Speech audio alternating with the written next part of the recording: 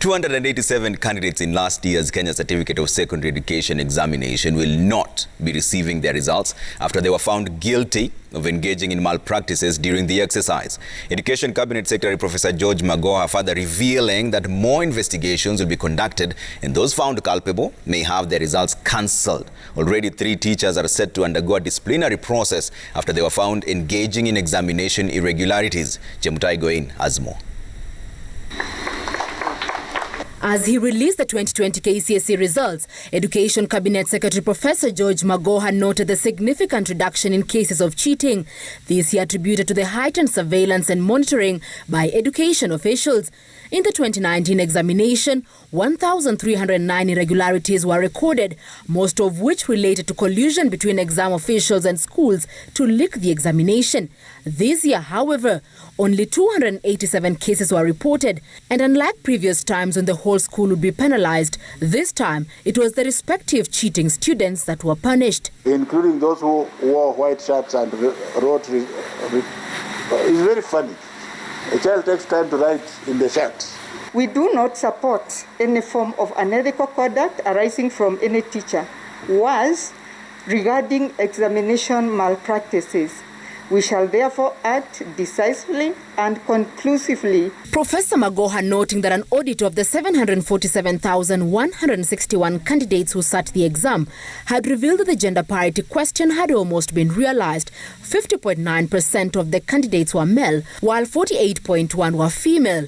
Out of this, compared to 2019, 15 counties had a higher number of female candidates sitting the exam. The counties with a high gender disparity in favor of the male include Mandera, Wajir, Garissa, Turkana and Homa Bay.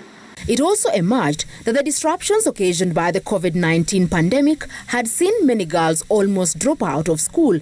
The number of those who sat the exam while on maternity was a cause for alarm. I also want to castigate our parents. When the hormones are starting to misbehave in your child, by that time you should have told your child how to control the body. In any case, total of a staggering 652 female candidates sat for KCSE examination in hospitals after delivery. And there was a silver lining in the 2020 results. That perception that poor performance in KCPE was the end of the road was demystified when those with low marks then emerged among top performers 4 years later. Magoha recognizing the most improved students, including Hassan Abdullahi, Dennis Cheruiyot, Maluti Tom Miti, Kipesio Mid Charity, and Shalvin Sempeyo, among others. The results also showing that age was simply a number, as candidates some barely 16 years registering impressive results. They include Musomba Edith from Machakos Girls, Makada Nicole Paulson, Mutabari Frank Mugambi, Kipto Gertrude Cheruto, and Kiplangat Gerald, among others. Number 7 on the list of the 16-year-olds is Dennis Kimunye, who could not hide his joy. Wakati niliposikia nikitajwa nilikuwa kwa nyumba. Actually baba yangu ndio alisikia. Akapiga kelele, alafu mimi nikakuja kuangalia nini anaangalia.